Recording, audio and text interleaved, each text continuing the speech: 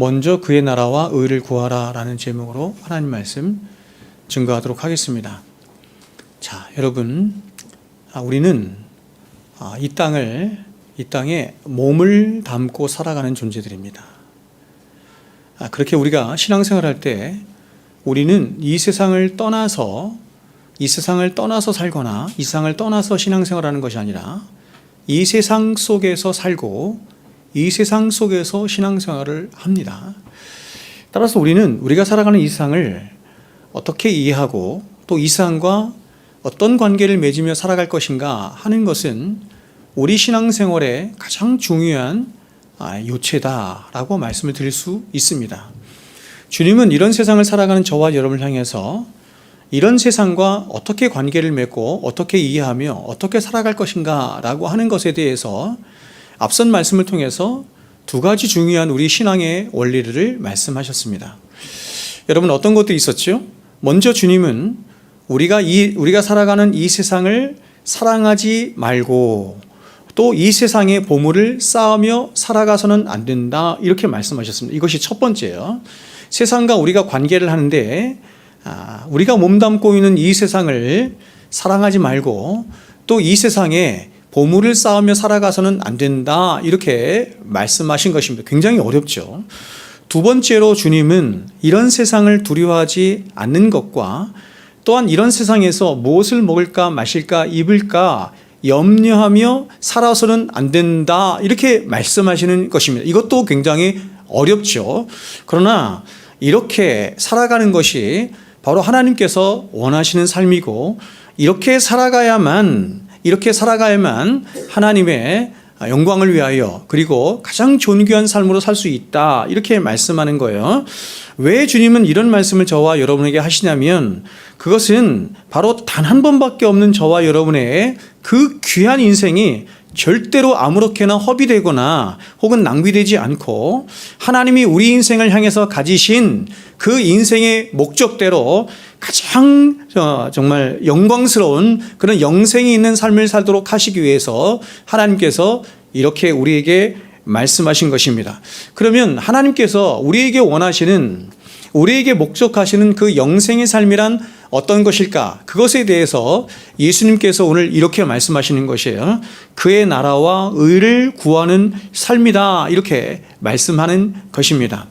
저와 여러분을 당신의 형상을 따라 그렇게 피조하셨을 뿐만 아니라 당신의 독생하신 아들의 피로 가장 영화롭게 하신 주님이 이제 그런 저와 여러분을 향해서 그런 거룩하고 영화로운 신분과 위치에 걸맞는 삶을 살아야 할 것을 말씀하시는데 그 말씀의 핵심이 뭐냐면 하나님 그분의 나라와 그분의 의를 위하여 사는 삶이다, 이렇게 말씀하는 것입니다.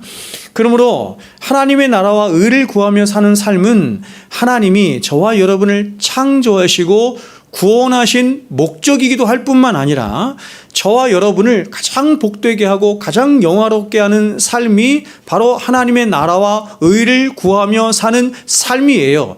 하나님께서 우리를 창조하신 이유도 하나님께서 우리를 당신의 독생하신 아들의 피로 값주고 사셔서 구원하신 이유도 바로 우리로 하여금 하나님 당신의 찬송이 되게 하고 영광이 되게 하고 그분을 예비하며 그분의 나라와 의를 위하여 살도록 하기 위함에 있는 것이고, 우리가 그러한 삶을 살 때 우리는 가장 영광스러운 삶을 살 수 있다, 이렇게 말씀하는 것입니다.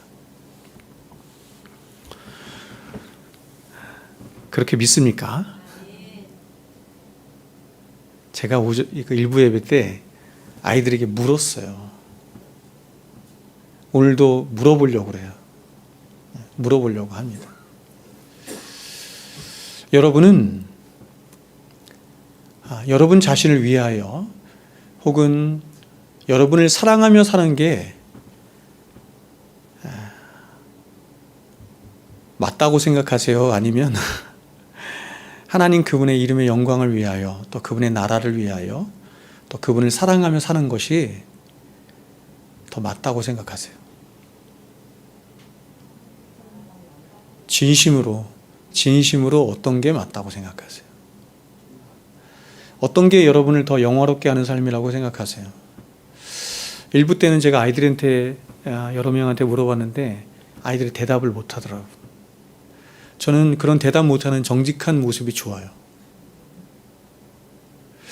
우리도 사실 굉장히 쉽게 이야기를 하죠. 웨스트민스터 서울의금답 제1번이 사람의 제일 된 목적이 하나님을 영화롭게 하는 것이고 영원토록 그분을 즐거워하는 것 아닙니까?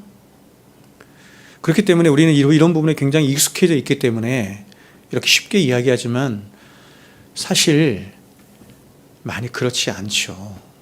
많이 그렇지 않아요. 그래서 여러분, 우리가 지금 하이델베르크 유리문답 제1문과 2문에서도 얘기했던 것처럼 아는 것이 굉장히 중요합니다. 아는 것. 뭘 아느냐? 하나님을 아는 것. 그리고 내가 누구인지를 아는 것. 지난주에 내가 누구인지 알라라는 제목으로 말씀드렸잖아요. 그렇죠? 여러분은 과연 어떤 자들입니까? 여러분은 여러분에 대해서 어떻게 생각하고 있습니까? 여러분은 누구라고 생각하십니까?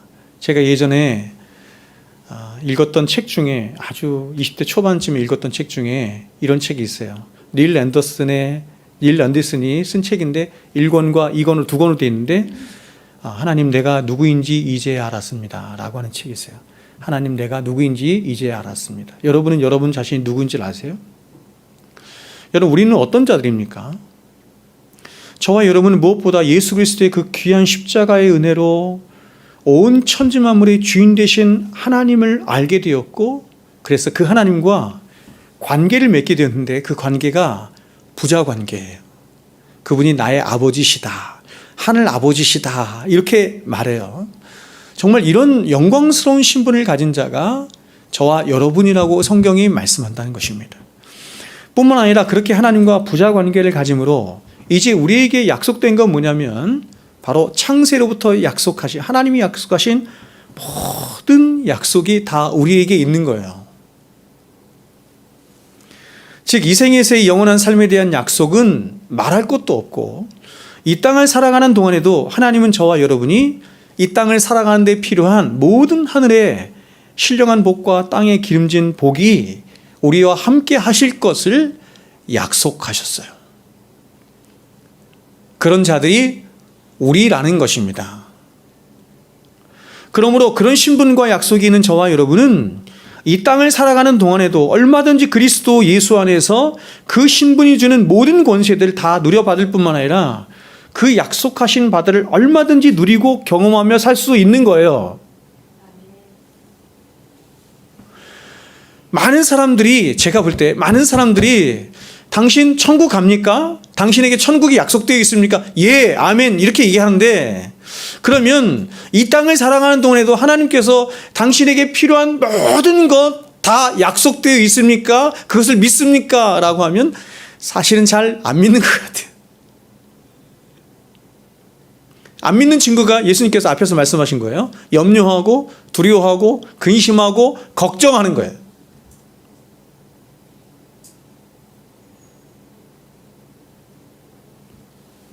그러니까 여러분, 왜 사람이 염려하고 근심하고 걱정하느냐, 두려워하느냐? 성경은 믿음이 없기 때문에. 예수님께서 말씀하셨어요. 믿음이 적은 자들아. 하나님이 저와 여러분에게 약속을 주세요. 그런데 이 약속은 크게 두 가지 형태로 우리에게 약속을 주세요. 먼저 하나는 하나님이 어떤 약속을 주시냐면 객관적이고 보편적인 형태의 말씀으로 우리에게 주세요. 약속을. 그게 뭐예요, 여러분? 하나님의 말씀이죠. 성경 66권의 말씀. 여러분, 성경 66권의 말씀은 누구에게 주신 말씀이냐면 당신의 자녀들에게 주신 말씀이에요. 세상 사람들은 성경을 봐도 무슨 말인지도 모르고, 그리고 이 약속은 그들에게 주신 약속이 아니에요. 해당되지 않아요.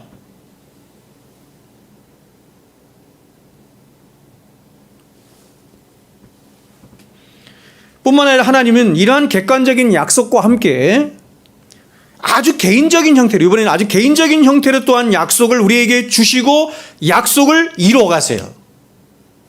성경은 다 약속으로 이루어져 있는데, 여러분, 뭐냐면 하나님께서 우리에게 약속하시고 그 약속하신 바를 우리에게 요구하시는 것이 아니라, 약속은 원래 쌍방간에 이루어져서 쌍방간에 그걸 이루어가야 되잖아요. 근데 하나님이 하신 약속은 뭐냐면 일방적인 하사 언약이라고 해요. 이걸 언약으로 말하면 하사 언약, 은혜 언약이라고 해요. 하나님이 약속을 하시고 하나님의 열심으로 하나님의 희생으로 이뤄 가시는 거예요. 언약, 베리트. 제가 말씀드렸어요. 베리트, 언약이라고 하는 말은 쪼개다 이런 뜻이에요. 쪼개다. 목사님 봐야 돼. 지선아, 목사님 봐야 돼. 쪼개다 이런 뜻은 뭐냐면 하나님의 언약이 이루어지려면 누군가 쪼개지고 희생되어야 이루어진다 이런 뜻이에요. 하나님이 언약을 하시고 자신이 쪼개지심으로, 자신이 죽으심으로, 십자가의 죽으심으로 그 언약을 이룰 거야. 이 피는, 그래서 예수님께서 말씀하셨어요. 이 잔은 내 피로 세우는 새 언약이야. 너희들을 구원할 것을, 교회를 구원할 것을 내가 이 피를 가지고, 내 피를 가지고 약속할게. 이게 성찬 아니에요. 하나님이신 예수님이 자신의 피를 거시고 약속하신 거예요.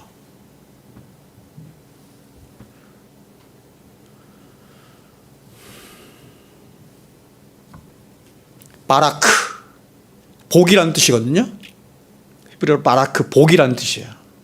근데 이 복도 어디서 왔냐면 쪼개지다라고 하는 어원에서 온 거예요. 희생하다 이런 뜻이에요. 그러니까 여러분, 우리에게 복이 부어지려고 해. 하늘로부터 복이 부어지려고 하면, 복 있는 사람이 되려고 하면 누군가 쪼개지고 희생이 돼야 되는 거예요. 그게 복이에요.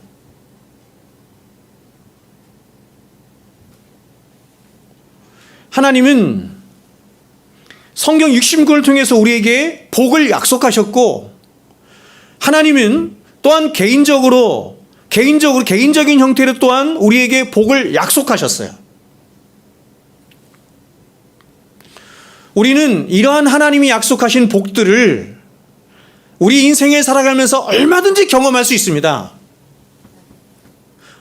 믿으시죠?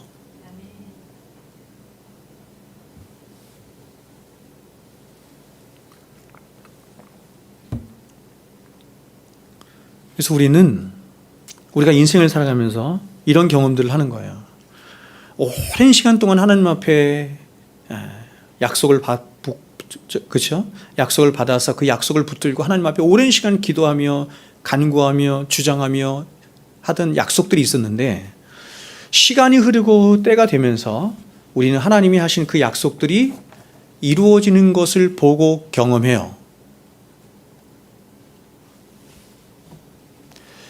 때로는 아브라함을 생각해 보세요. 아브라함처럼 많은 시간이 흐르면서 지치기도 하고 낙심이 돼요. 왜요? 하나님의 약속이 안 이루어져서. 하나님께서 아브라함에게 약속하신 그 아들에 대한 자녀에 대한 약속이 이루어지지 않으니까 계속해서 낙심이 되죠. 잊어버리기까지 해.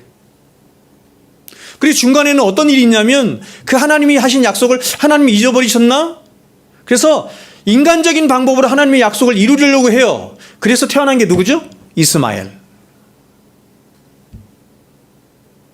그래서 자꾸 약속을 잊어버릴 때마다, 혹은 약속이 의심될 때마다 하나님께서는 중간중간에 계속 나타나셔갖고 말씀하세요. 아브라함에게 뭐라고? 내가 너에게 약속한 거 반드시 이룬다. 또 잊어버려요. 하나님 내게는 내게 약속하시는 것은 엘리에셀 뿐인 것 같아요. 하나님이 또 말씀하세요. 엘리에셀 아니야. 내가 너를 통해서 날 자손이 있을 거야.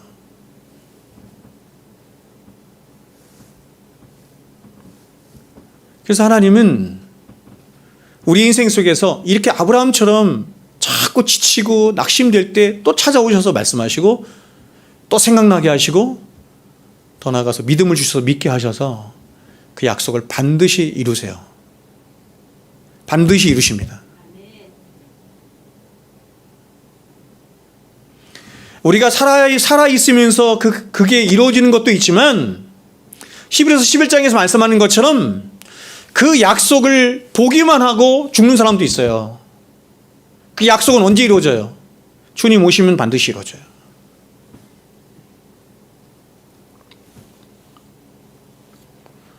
여러분은 이 하나님의 약속을 보고 경험합니까? 여러분이 여러분의 욕심을 따라서 하나님 나 이거 이루어주세요. 이거 안 이루어주면 제가 말씀드렸지만 제 부목사 때 그 자매하는 내 잊어버릴 수가 없어요. 그 자매를. 그러니까 굉장히 그 어떤 가정과 개인적인 일로 어려움을 당하고 있을 때 하나님 앞에 오랜 시간 동안 기도했어요. 오랜 시간 동안.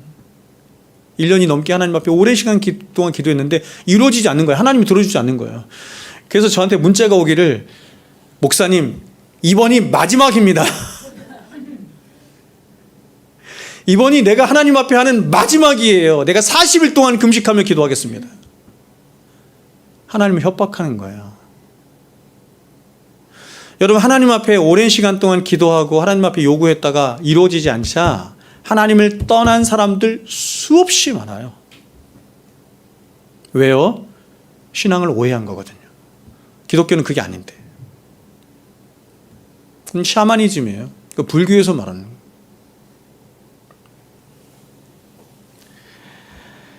여러분, 저는 개인적으로 복음을 깨닫게 되면서 이 복음으로 말미암은 이 교회에 대한 열망을 깊이 갖게 되었습니다. 저는 개인적으로 대학교 시절에 내비게이터 선교단체에서 오래 있었어요. 거기 있으면서 형제들과 함께 먹고 마시고 살고 거기서 훈련 받으면서 너무 좋았어요. 너무너무 행복했어요. 그리고 뭘 생각했냐면, 그 전에도 교회를 그렇게 오래 다녔는데도 이게 교회구나라고 생각했어요. 교회론에 대한 지식도 없고 아무것도 없는 때인데 경험적으로 이게 교회구나라고 생각했어요. 저는 그때 어떤 생각까지 했냐면, 이 복음을 위해서 수고하고 애쓰는 저 형제들을 위해서 내가 저들을 위해서 대신 죽을 수 있다, 이렇게 했어요. 저 사람들을 위해서라면 내가 무슨 일을 해도 괜찮다. 그래서 제가 요리사가 되려고 했었어요. 요리를 되게 잘했거든요. 그래서 저희 팀에서도 굉장히 저를 키워줬기 때문에 요리를 해서 잘 그렇게 하여튼 뭐 그런 일이 있었습니다. 선교사로 나가려고 준비했던 또 다른 한 형제님은 이렇게 이발을 했어요. 이발. 그래서 그걸 가지고 선교사로 나가서 봉사하려고. 거기 가보니 학벌도 중요하지 않고 높고 낮음이 어떤 것도 중요하지 않더라고. 예수 믿는 그 안에서 우리는 하나가 되더라고. 그 정말 형제가 뭔지를 제가 그때 알았어요. 그래서 그때부터 저는 어떤 목마름이 있었냐면 이 교회에 대한 목마름을 가진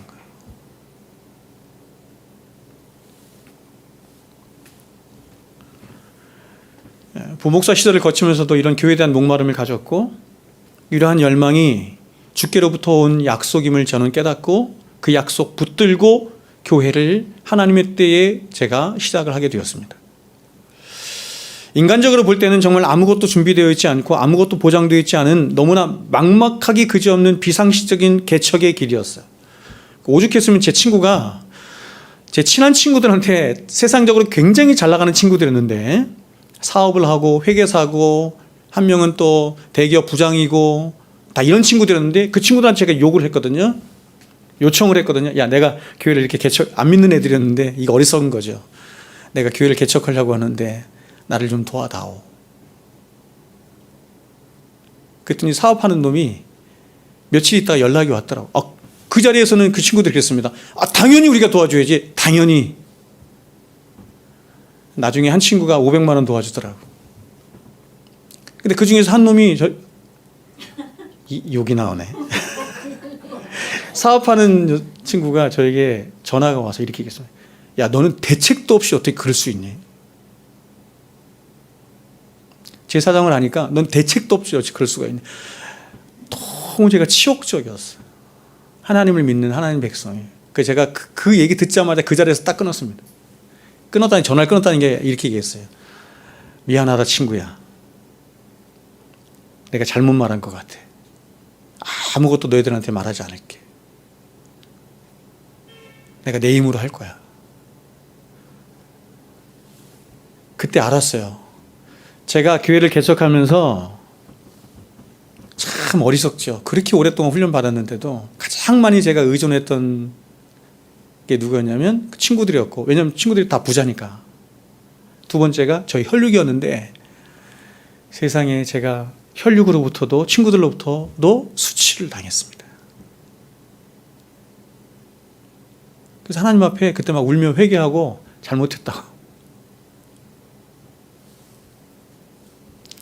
정말 인간적으로 볼 때 너무나 막막하고 아무것도 없었어요. 근데 제가 개척하면서 하나님 앞에 그렇게 막 또 그랬습니다. 하나님, 저 절대 일 안 합니다. 일하지 않습니다. 복음으로만 살게 해주십시오.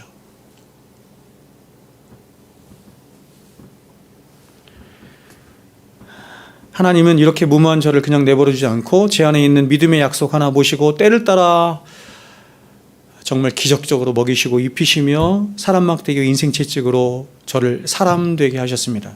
제가 이렇게 되돌아보니까 개척을 하고 최소한 3년에서 4년 동안은 하나님이 저를 빚어 만들어 가시는 과정이었던 것 같아요.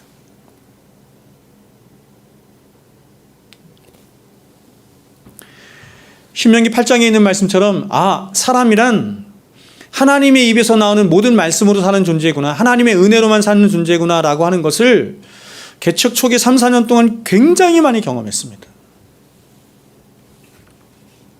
저를 사람 만드시는 거였죠. 그리고 때가 되자 하나님께서는 동역자들도 붙여주시고 여러분처럼 귀한 주 안에 있는 형제자매들을 붙여주셔서 이렇게 교회를 이루어가도록 하나님께서 허락하셨습니다. 저는 여러분 자주 제가 살아온 지난 과거의 시간들을 되돌아봅니다. 일주일에도 몇 번씩 되돌아봐요. 저 어린 시절, 초등학교 시절, 중학교 시절, 고등학교 시절, 청년 시절, 또 부목사 시절 다 좋습니다. 다 이렇게 생각을 해요. 더듬더듬하면서 돌아갑니다. 저희 지나온 시간들을 더 되돌아볼 때면 저는 늘 그렇게 하나님 앞에 고백하죠. 하나님, 제 인생의 모든 순간 속에 하나님의 은혜가 아니었던 때가 없었군요. 여러분도 그렇게 고백하겠죠? 물론.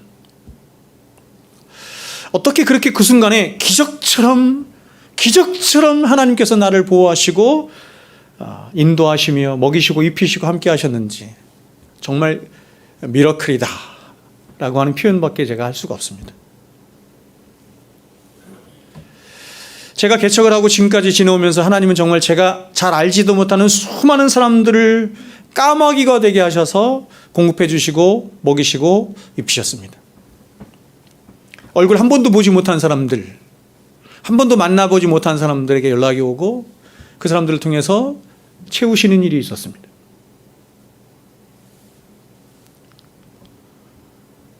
제가 개척 초기에 간증을 하나 하면, 개척 초기에 제가 첫나흘에 있을 때였어요.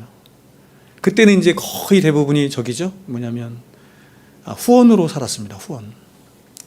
보통 사람들이 1년 후원하는 사람, 2년 후원하는 사람, 3년 후원하는 사람 이렇게 후원이 있는데 그때가 한 2년 정도 됐던 것 같아요. 2년이 딱 넘어가자 후원이 확 끊기거든요. 근데 어떤 일이 있었냐면 2년 넘어갈 때쯤 돼서 제 아내가 저한테 잠깐 일을 하고 싶다고 했습니다. 일을. 그래서 그러냐. 그래서 일을 좀 해라. 그래서 일을 했는데 도시락집에서 일을 하면서 한 달에 100만 원을 벌었어요. 100만 원.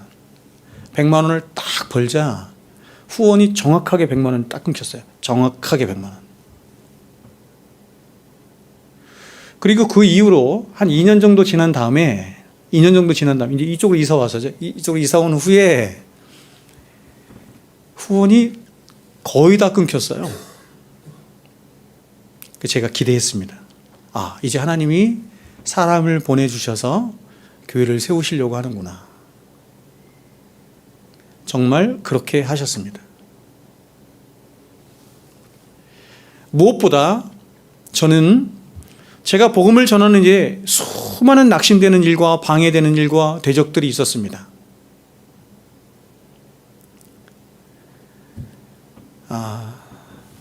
저는 개척을 하기 전에 잘 몰랐어요. 제가 이런 길을 갈 거라고 잘 몰랐고, 제가 부목사 시절에 제가 여러분에게 가르치는 이 복음을 청년들이나 사람들에게 가르칠 때 사람들이 굉장히 좋아했거든요. 개척하면 이 복음 전하는 사람들 몰려오겠구나 생각했습니다. 근데 그렇지 않다는 걸 제가 아는 데는 오랜 시간이 걸리지 않았어요. 그리고 시간이 점점 가면 갈수록 내가 가는 길은 더 좁은 길이다라고 하는 걸 알았어요. 그러나 제가 전하는 복음에 너무나 큰 확신이 있었기 때문에 이 복음을 전할 때 저에게 저의 인생길에 많은 어려움이 있었습니다. 많은 방해와 대적들이 있었습니다. 그럴 때 여러분, 제가 얼마나 많이 낙심되는 일이 있었겠어요? 얼마나 그만두고 싶고 포기하고 싶은 일이 있었겠어요? 지금은 없을까요? 지난주에도 있었어요. 그 지난주에는 없었을까요? 그 지난주에도 있었어요. 늘 있습니다. 늘. 어떻게 해야 되나? 근데 너무 놀랍게도 그때마다 하나님께서는 저에게 다시 용기를 주시고 다시 제 손을 붙잡아 일으키셔서 주의 복음을 전할 수 있도록 하십니다. 그래서 제가 아는 거예요. 뭘 아냐면 이렇게 지금까지 저를 인도하시고 함께 하신 하나님이 앞으로도 장래에도 저와 그리고 우리 교회와 우리 가정과 영원토록 함께 하실 것을 제가 믿는 거예요. 믿어요.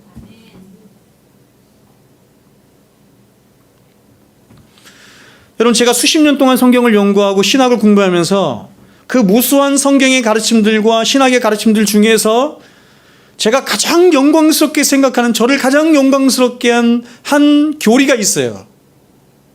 그 교리가 뭐냐면 예정의 교리입니다.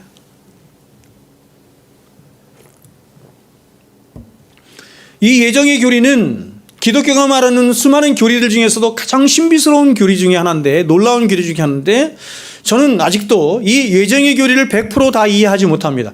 이상의 이 예정의 교리를 다 100% 이해하는 사람은 없을 거라고 생각해요. 그러나 저는 이 예정의 교리를 믿고 이 예정의 교리가 저를 얼마나 영화롭게 하는지 모르겠습니다.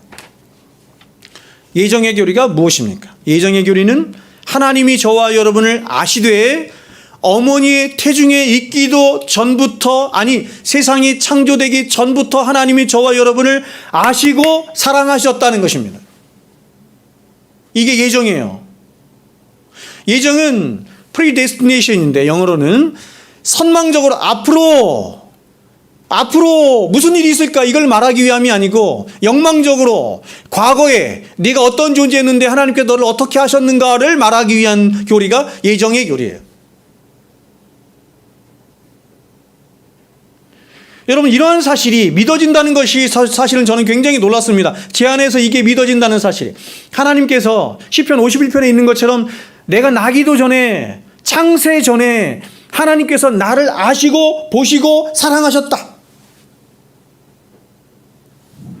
그리고 그렇게 하나님이 저와 여러분을 그냥 아시고 사랑하신 하나님이 그렇게 아시고 사랑하신 것으로만 끝난 것이 아니라 그 오랜 시간을, 수천 년을 당신의 가슴에 품고 계셨다. 이게 예정이에요. 그리고 때가 되자 이제 그 품으셨던 저와 여러분을 하나님이 창조하신 이 시간과 공간으로 한정된 세상 속에 어머니의 태를 빌어서 나게 하시고 살게 하시다가 어느 순간 우리 생의 가장 결정적인 순간에 우리를 찾아오셔서 우리를 만나주심으로 그 복되신 하나님과 사귐과 교통이 있게 하실 뿐만 아니라 다시는 죄와 사망과 세상의 종노릇지 않는 영생이 있는 삶으로 우리를 불러주셨다. 이게 예정이에요.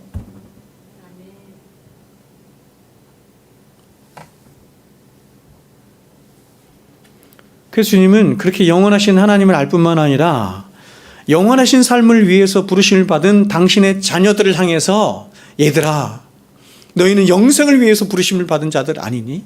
너희 생이 얼마나 귀하고 복된 존재인지 아니? 그러니 절대로 세상에 뿌리를 내리고 세상에 보물을 쌓으며 세상에서 염려하고 걱정하며 근심하는 그런 삶 살지 말고 그 모든 것들은 다 너희에게 보장되어 있단다. 이미 너희는 너희의 신분에 맞게 영원한 것들을 구하며 살아야 돼. 이렇게 말씀하는 거예요.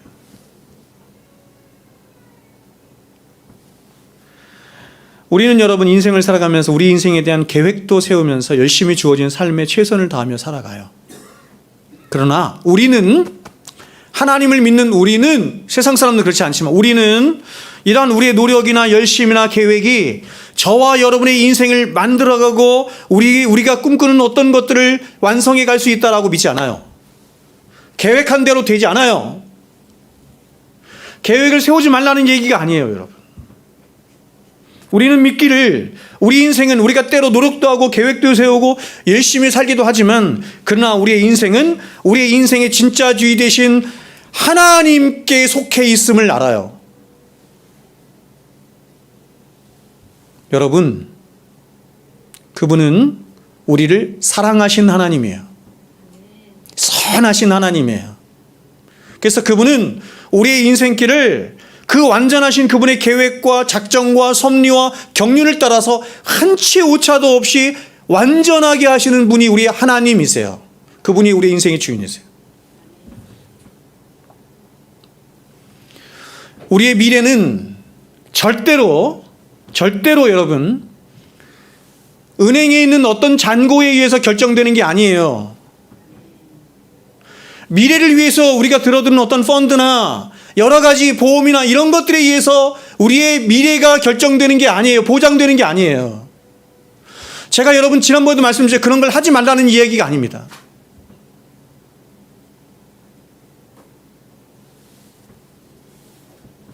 우리의 인생은 우리의 인생의 진짜 주인 되신 하나님께 있는 거예요. 그분을 믿는 게 얼마나 중요한지 모르겠습니다. 그러므로 우리가 어떤 위치에 살고 있고 어떤 환경에 처해 있으며 또 우리의 생이 얼마나 남았든지 전혀 관계없이 우리가 이 땅을 살아가는 동안 우리는 만세전부터 우리를 아시고 품으시고 사랑하사 우리를 책임감 있게 인도하시는 그 선하신 하나님을 믿고 의지함으로 그 하나님의 자녀답게 살아야 되는 거예요. 내가 하나님의 자녀라고 말하면서 맨날 염려하고 근심하고 걱정한다면 그건 거지같이 사는 거죠. 하나님의 약속을 안 믿는 거죠. 믿음이 없는 거죠.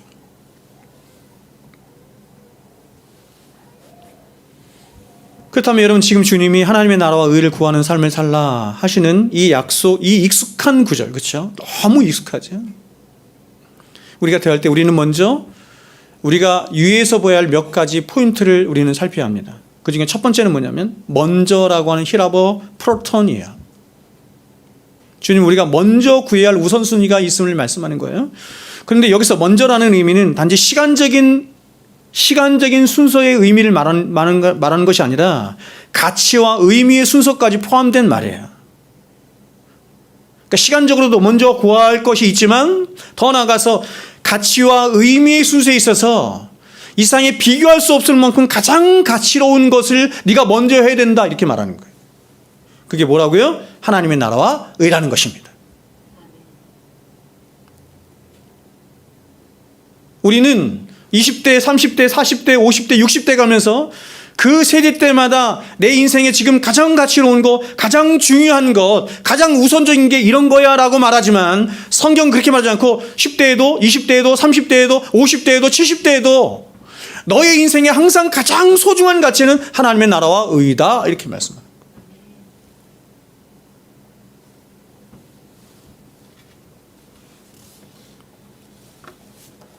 또 여기서 구하라라고 하는 히라버 제테이테는 간절히 이루고 애쓰고 힘쓰라는 의미로 여러분 이게 시제가 현재예요. 현재형은 뭐냐면 계속하는 거예요. 즉 우리가 구하되 계속해서 한번 은혜를 받았기 때문에 어쩌다가 한번 구하는 것이 아니라 우리의 인생에 10대에도 20대에도 30대에도 우리의 평생의 삶 속에서 계속해서 구하고 찾고 열정을 다해서 에너지를 쏟아야 할 것이 뭐냐면 하나님의 나라와 의다 이렇게 말하는 거예요.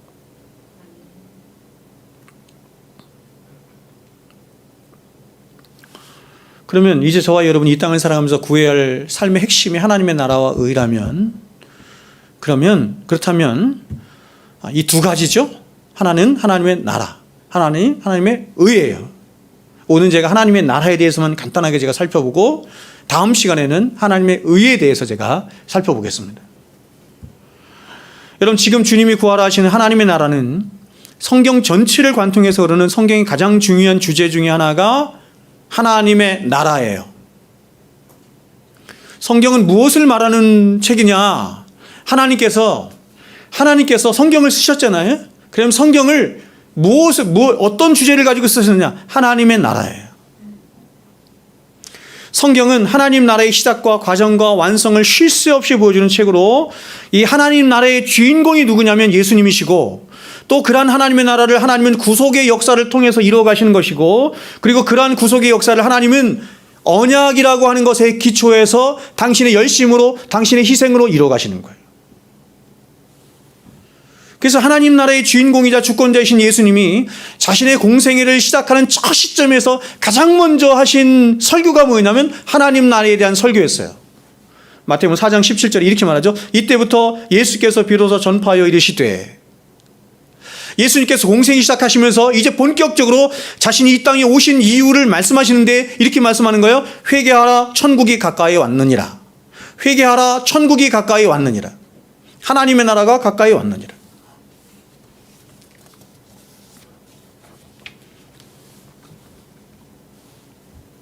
예수님이 이 땅에 오셨어요. 이 땅에 오셨는데 그냥 오신 게 아니라 뭘 들고 오신 거예요. 그게 하나님 나라예요.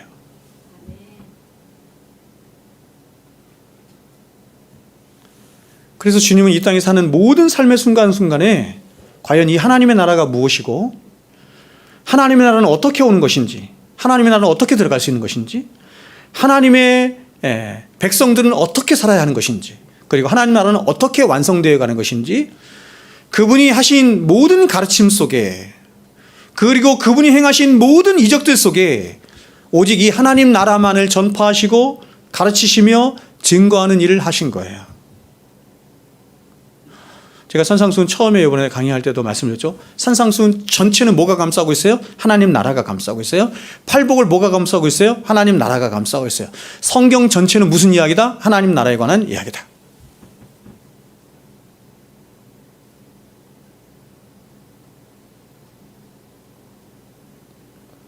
제가 목사로서, 설교자로서 여러분에게 제가 오랜 시간 동안 제가 이렇게 목회를 해오면서 교회를 다니는 사람들이 하나님 나라가 아닌 이 세상 나라에 관심이 많다는 걸 제가 알았어요. 그리고 그런 이야기를 듣고 싶어 하는 거예요. 세상 나라에서 어떻게 하면 잘 사는지, 세상 나라에서 어떻게 하면 사람들과 관계를 잘 맺는지, 어떻게 하면 그런 복된 가정을 세울 수 있는 그런 데 관심이 주로 있더라고. 성경 그런 얘기 안 해요. 제가 오늘 아침에도 제 서재에 꽂혀 있어요. 제가 책을 갖고 오려고 하다 말았는데, 예전에 제가 부목사 시절에 누가 선물을 줘가지고 청림출판사에서 나온 책을 제가 하는 거 받았는데 제목이 뭐냐면 예수처럼 경영하라예요.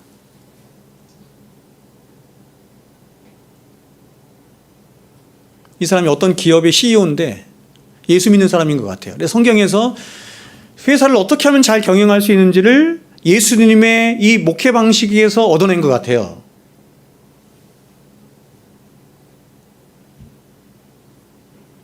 성경은 그런 얘기를 하는 게 아니에요.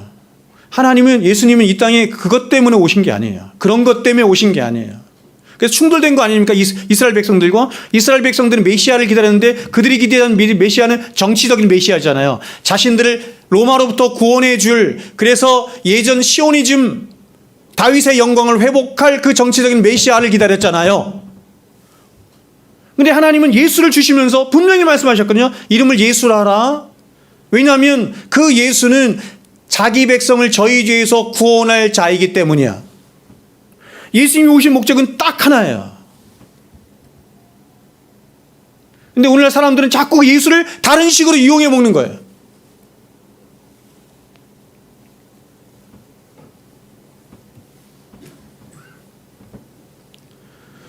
자, 여러분, 물론 이 세상의 모든 인간의 역사 역시 그들이 거할 이 세상 나라에 대해 생각하고 고민하고 수많은 종류의 나라들을 추구하고 세운 역사였습니다. 이 세상 사람들도 나라에 관심이 많아요. 나라. 근데 그들에게는 하나님 나라라고 하는 관점이 없기 때문에, 관점이 없기 때문에 자신이 몸담고 있는 세상 나라에 관심이 많아요. 이 세상 나라에 대해서 그들이 그렇게 관심이 많은 이유는 뭐냐면, 나라는 인간의 행복과 가장 직접적으로 직결되어 있는 실체 중에 실체가 바로 나라이기 때문에 사람들은 늘 이 나라에 관심을 갖는 거예요. 여러분, 우리가 어떤 대학을 나왔는가? 어떤 가문에서 태어났는가? 어떤 재능이 있는가? 이 모든 것보다 가장 중요한 게 뭔지 아세요? 내가 어느 나라 국민인가예요.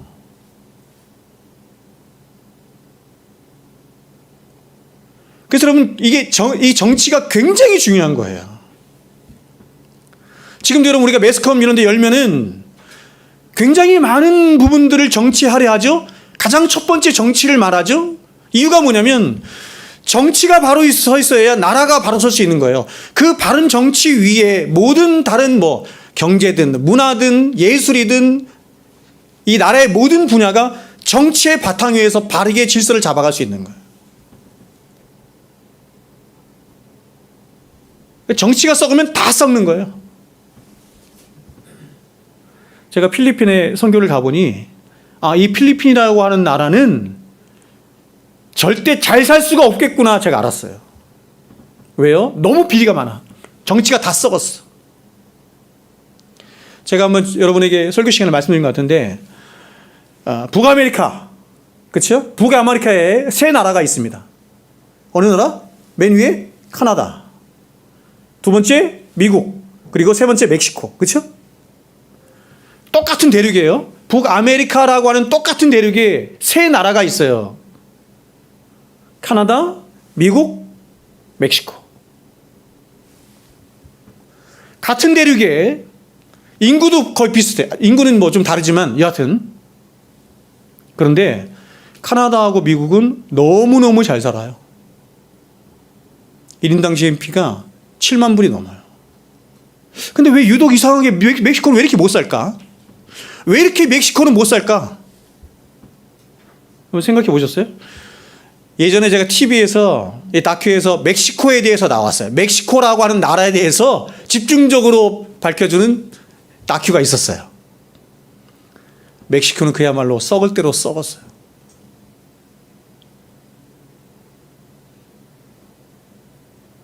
그 이름이 뭐죠? 통신 세계에서 그 사람 옛날에 한 번은 제일 부자 1위도 올라갔었는데 이름이 생각이 안 나는데 갑자기 그 사람이 멕시코 전체의 이 통신의 98%인가를 점유하고 있어요. 혼자서. 그래서 이 사람이 국회의원들 바꾸는 건 일도 아니고 대통령도 바꿔요. 뇌물을 주는 거는 아주 일상화되어 있어요. 제가 얘기하는 거 아니에요. 그러니 나라가 잘 살 수 없어.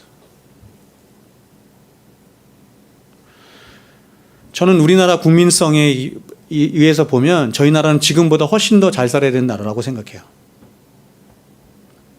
근데 왜 이 정도밖에 못 사느냐? 정치가 아직 못 따라가는 거예요. 정치가.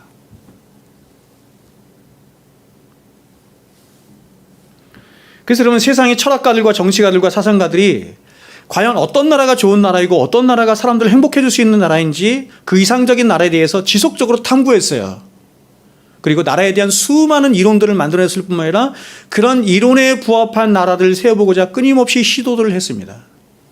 그래서 예를 들어서 플라톤은 그의 국가론에서 이상적인 국가를 이렇게 이야기했습니다. 이상적인 국가란 철학적인 통치자와 수호자 그리고 생산에 종사하는 일반 백성들로 이루어져 법과 제도로서 각 구성원들의 욕구가 정화되는 나라다. 굉장히 좋은 말이죠.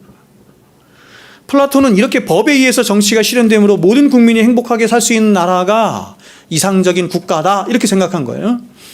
아리스토텔레스는 그의 책 정치학에서 이렇게 말해요. 이상적인 국가는 법과 정의를 통해서 최고의 선을 실현하는 공동체 이렇게 말을 했습니다.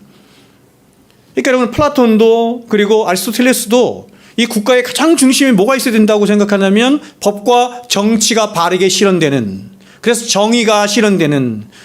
성경도 이렇게 말하죠. 공법이 물같이 정의가 하수같이. 이게 얼마나 중요한지 성경이 말씀하는 거예요. 우리가 아는 것처럼 칼 막스는 기존의 국가 개념의 틀을 완전히 깨고 혁명에 의해서 성취되는 과학적 사회주의를 꿈꿨습니다. 이러한 국가로는 동양에서도 공자나 노자나 장자나 묵자 등에 의해서 펼쳐졌는데, 노자는 이게 좀 다른 것 같아요. 이상적인 나라를 이렇게 말했습니다. 크기가 작고 백성이 적은 소국 과민의 나라로 자유와 행복이 있는 나라 이렇게 말을 했어요. 그러니까 여러분 이 노자에 의하면 우리나라 지금 인구가 줄어드는 거 아무런 문제 안 되는 거예요. 유럽에 있는 뭐 300만, 500만 되는 나라들 많잖아요. 엄청 잘 살아요. 막 1인당 GDP 7만 불, 10만 불. 목자는 이렇게 말했어요. 겸의 사상을 따라 백성들 중에 아무도 남인 사람, 곧 타인이 없이 모두가 다 형제처럼 여기며 사는 나라가 이상적인 나라. 이렇게 말했어요. 여러분은 어떤 나라를 꿈꾸십니까? 어떤 나라가 되기를 원하십니까? 그런데 이런 이상적인 나라를 세우는데 가장 중요한 것이 그런 이상적인 나라의 질서를 바르게 세울 수 있는 정의로운 법이 있어야 하고 또 그런 질서의 정점에 있는 존재가 누구냐면 왕이고 군주예요. 지금은 조금 대통령의 개념은 좀 다르지만 그래서 역사 속에서 항상 뭐가 발전했냐면 국가론, 어떤 나라가 좋은 나라냐, 정의로운 나라냐, 군주론, 어떤 군주가 바른 군주냐, 그렇죠? 제황학, 어떤 황제가 바른 황제냐, 그리고 법, 이게 발전을 한 거예요.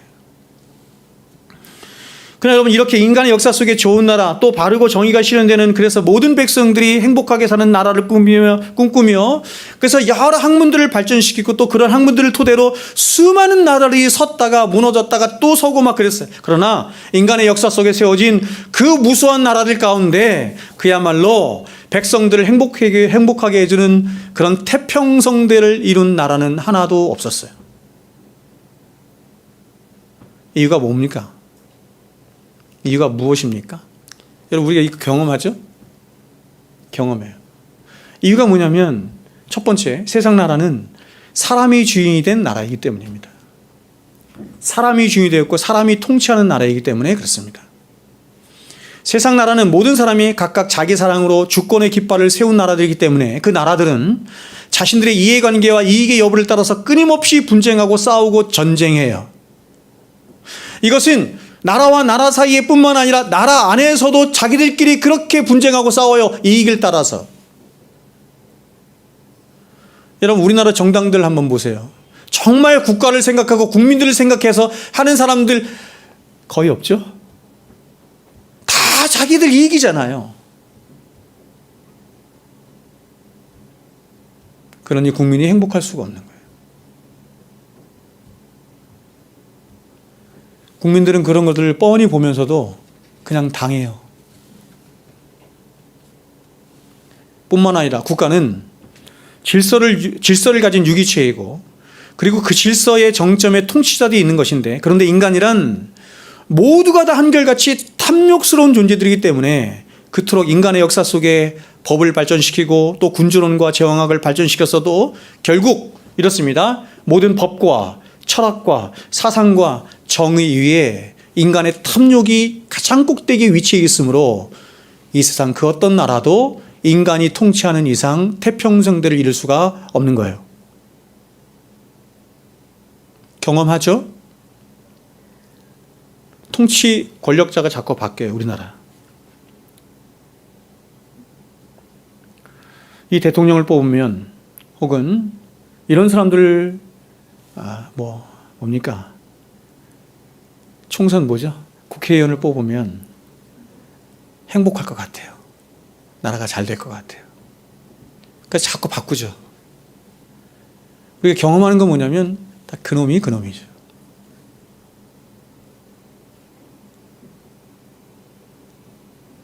다 그놈이 그놈이에요. 탐욕스러워요.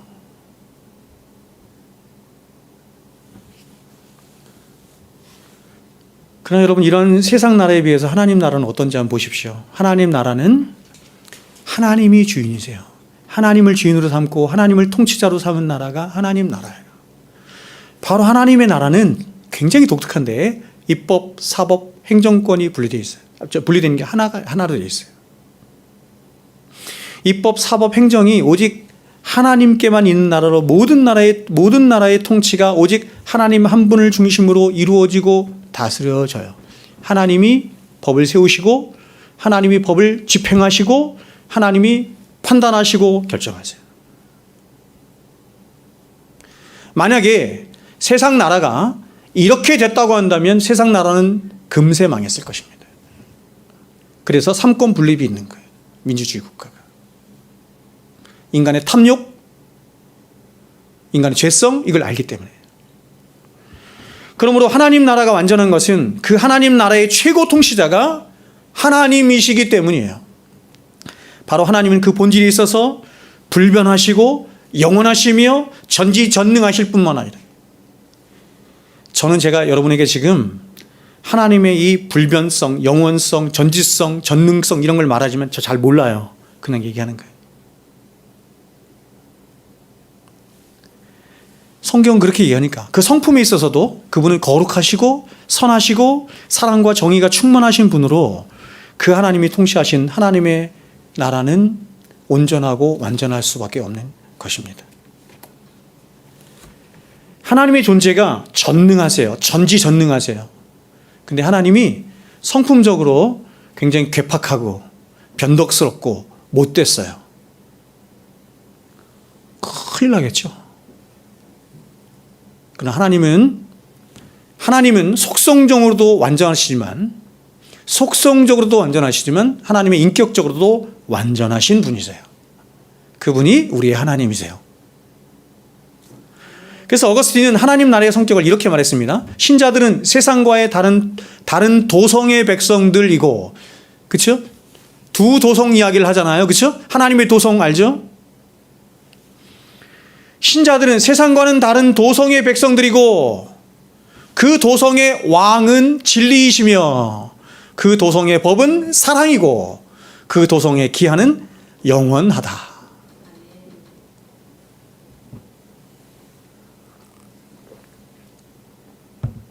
또한 하나님 나라는 완전하신 하나님의 사랑에 의해서 세워지고 완성된 나라이기 때문에 그 나라는 하나님 한 분에 대한 사랑을 중심축으로 그려지는 단 하나의 동심원과 같은 나라예요. 그러므로 누구든지 이렇게 하나님이 통치하시는 하나님 나라의 백성이 되면 그는 지금까지 살아온 자기의 모든 자기 사랑의 모습을 다 버려요. 이기적인 사랑을 다 버리고 그렇게 살면 안 된다는 생각을 가지고 이제 단 하나인 하나님의 사랑의 동심원의 구심점으로 돌아와요. 하나님의 백성이냐 하나님의 백성이 아니냐를 가름짓는 최고의 시금석, 제가 구원론을 깊이 연구하면서 보니 하나님 백성이냐 하나님 나라의 백성이 아니냐를 구분짓는 가장 최고의 시금석이 뭐냐면 그가 하나님의 사랑을 알고 그가 하나님을 사랑하는 자인가 하는 것입니다.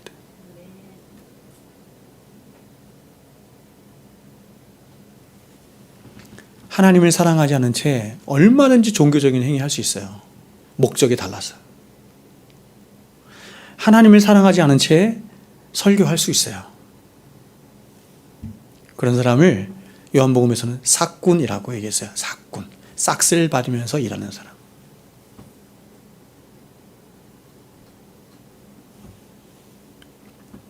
그러면 성경이 말씀하는 불순종이란 하나님을 중심으로 삼던 모든 사랑의 질서를 버리고 자기 사랑의 깃발을 세우는 반역을 말하는 거예요. 그게 불순종이에요.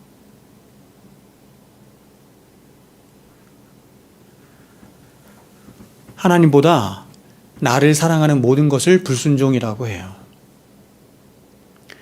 성경이 말하는 회개란 바로 그런 빗나간 자기 사랑에서 돌이켜서 단 하나의 사랑으로 돌아오는 거예요. 하나님 사랑으로 돌아오는 거예요.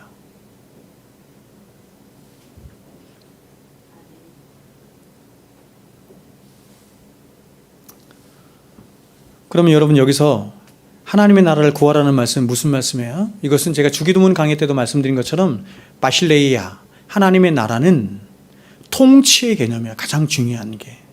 그래서 하나님의 나라를 구하라는 얘기는 뭐냐면 하나님의 통치가 너희 인격과 삶과 너희 인생 속에서 이루어지기를 구하라 이런 뜻입니다. 그런데 이 하나님의 나라는 두 차원에서 이루어지죠. 바로 현재적인 차원과 미래적인 차원에서 이루어져요. 즉 하나님의 나라는 이미 우리들 안에 임하였고 통치가 이루어지고 있지만 그러나 그 나라는 완성을 향해서 나아가고 있어요. 주님은 이렇게 주님은 이런 현재적인 구원에 대해서 우리에게 이렇게 들어보세요. 누가복음 17장입니다. 바리새인들이 하나님의 나라가 어느 때에 임하겠나이까 묻거늘 예수께서 대답하여 이르시되 하나님의 나라는 볼 수 있게 임하는 것이 아니요. 물질적인 나라가 아니라는 걸 말하는 거예요. 여기 있다 저기 있다고도 못하리니 하나님의 나라는 너희 안에 있느니라.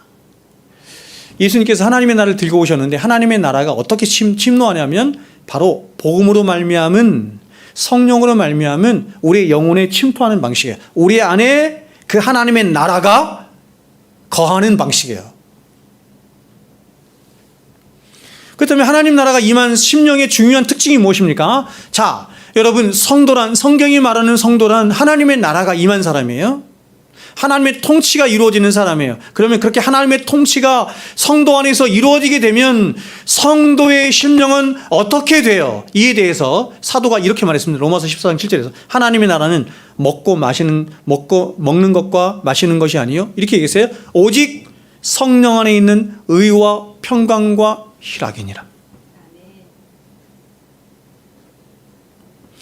하나님의 통치가 저와 여러분의 심령 안에서 이루어질 때 우리는 뭘 경험하게 되냐면 진정한 의가 뭔지를 경험하게 되고 평강이 뭔지를 경험하게 되고 기쁨이, 희락이 뭔지를 경험하게 된다. 이렇게 말합니다. 이걸 다시 바꿔서 말하면 이렇게도 말할 수 있어요. 하나님께서 우리에게 하나님의 나라를 주신 이유는 우리 안에서 참된 의가 이루어지도록, 우리 다음 시간에 장황하게 나눌 텐데, 우리 안에서 참된 의가 이루어지도록 하기 위함이고 우리 안에서 참된 평강 에이레네가 이루어지길 원하기 때문이며 또한 우리 안에 참된 기쁨이 이루어지기를 원하기 때문이다. 이렇게 말해요.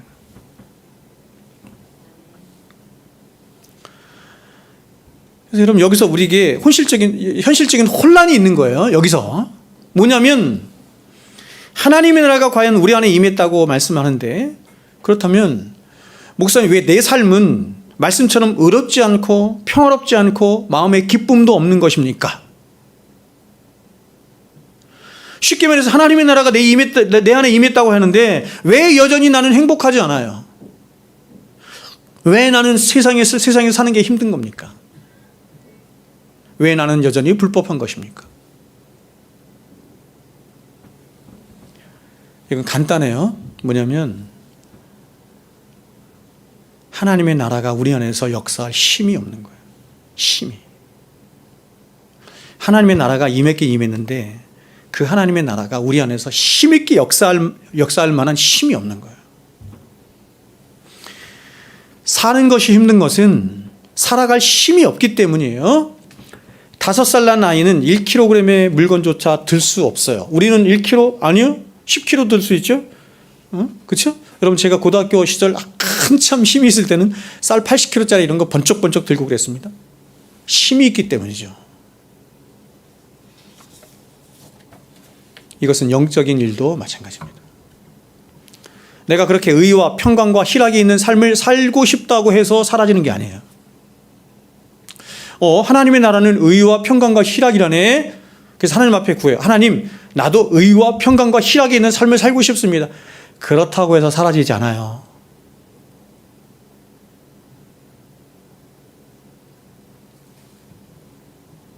살 수 있는 영적인 힘이, 에너지가 있어야 살 수 있는 거예요.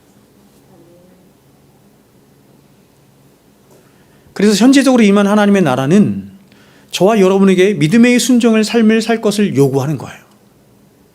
여러분, 히브리서 11장에 보면 제가 가끔 자주 보거든요.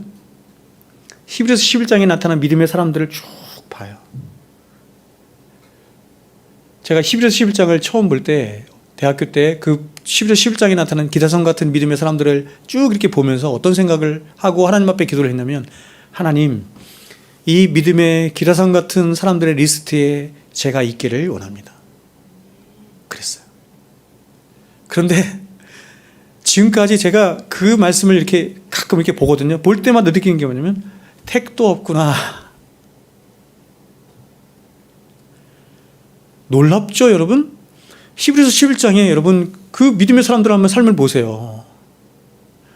지금 현재 이 땅을 살아가고 있는 사람들 중에서, 믿음의 사람들 중에서 그렇게 삶을 살아가는 사람이 얼마나 있겠어요? 그럼 우리는 의문이 드는 거죠. 야, 이 사람들은 도대체 어떻게 이렇게 살 수 있었나? 그 사람들의 믿음을 한마디로 11에서 12장에서 이렇게 정의해서 말해요. 세상이 감당할 수 없는 자들이었다.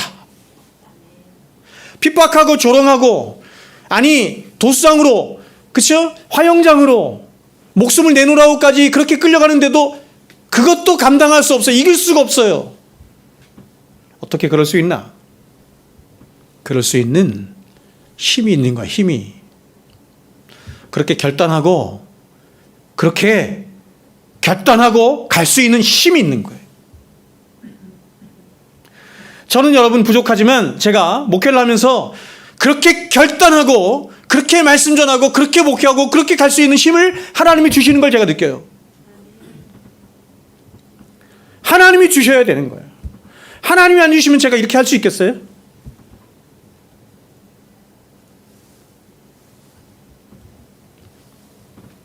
그래서 현재적으로 임한 하나님의 나라는 저와 여러분에게 믿음의 순종의 삶을 살 것을 요구하는 거예요.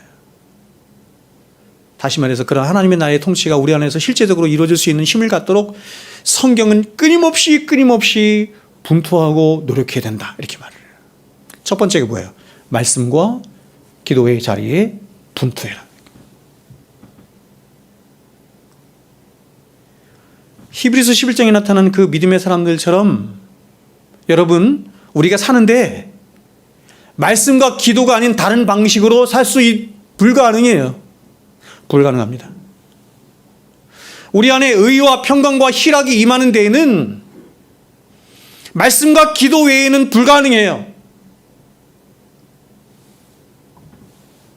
그러면 우리는 정말 의와 평강과 희락이 있는 그 하나님의 나라가 우리 안에 임해서 그 하나님의 말씀의 통치를 받으며 진짜 그렇게 살기를 원하면 말씀과 기도에 열심을 내야 돼요. 제가 질문해 볼게요. 여러분 정말로 하나님의 말씀의 통치가, 그래서 하나님의 나라가 여러분 안에 임하는 그런 삶 살고 싶어요?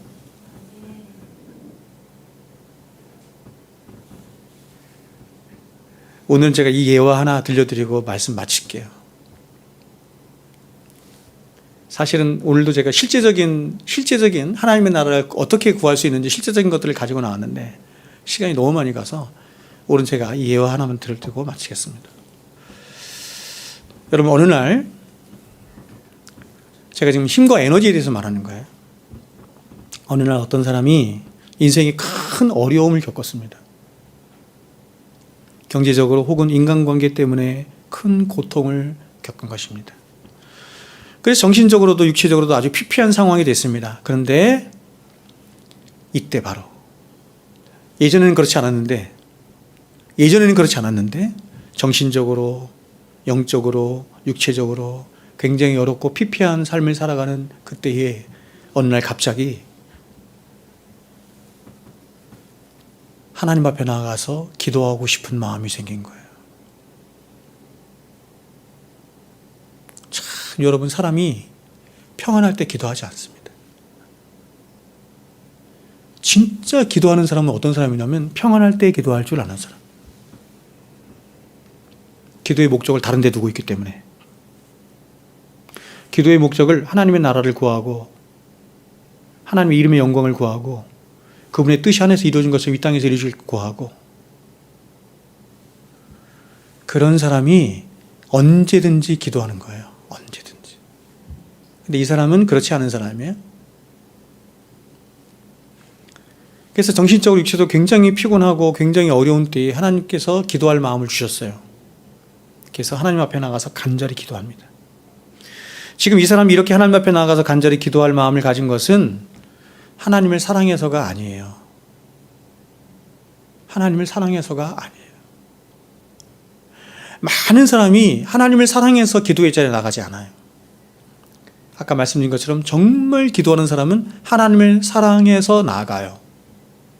근데 이 사람은 하나님을 사랑해서 나간 게 아니에요. 하나님을 만나고 싶어서, 그분이 그리워서, 그분이 목말라서 나간 게 아니에요. 자신의 필요 때문에 나갔어요.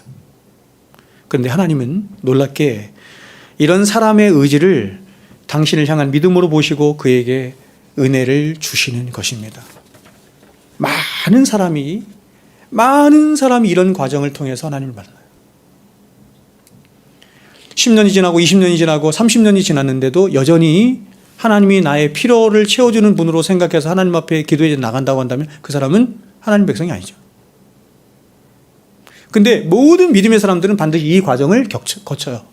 처음부터 우리는 하나님을 사랑해서 그분을 사랑해서 우리는 그분을 믿었고 예배의 자리에 나간 사람 한 명도 없어요. 다 자기 필요지. 그래서 이 사람은 처음에는 자신의 처지가 너무 한탄스러워서 하나님을 찾았는데, 그런데 그렇게 한참 동안을 기도했더니 놀랍게도 하나님이 점점 가까이 느껴지기 시작한 것입니다. 예전에는 한 번도 느껴볼 수 없었던 그 하나님이 정말 살갑게 느껴지기 시작한 거예요. 정말 살아계신 하나님으로 느껴지기 시작한 거예요. 그리고 그렇게 하나님이 느껴지자, 그렇게 하나님이 인식이 되자, 과거에 자신이 하나님을 떠나 믿음 없이 살았고 죄악 가운데 살았던 지난 날들이 떠오르면서 하나님 앞에 오히려 회개의 눈물을 흘리게 되는 거예요. 이런 일이 없었다면 이 사람 회개가 뭔지를 알겠습니까? 하나님을 정말로 직접적으로 인격적으로 경험하는 경험의 때가 이 사람에게 오겠습니까?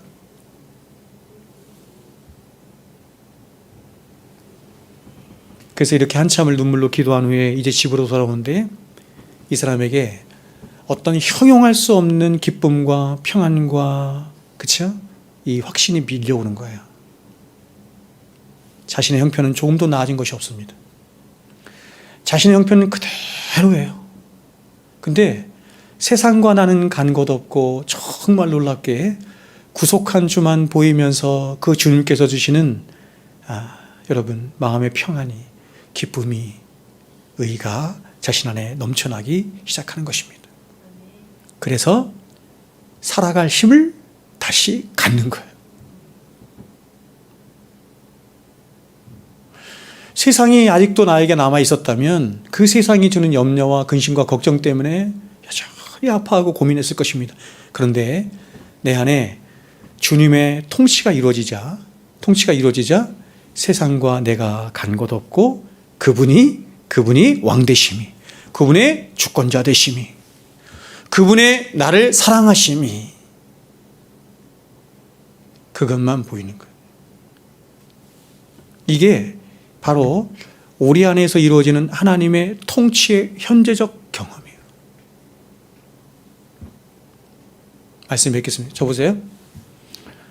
여러분, 이런 하나님의 현재적 통치의 경험이 있어야 실제적으로 완성될 하나님의 나라를 꿈꾸는 거예요.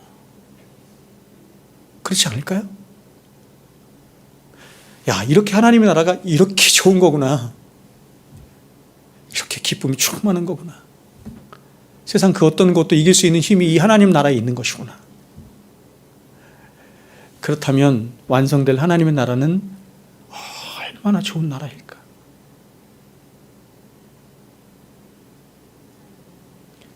집으로 가자. 그 나라를 사모하게 되는 거죠. 기도하겠습니다.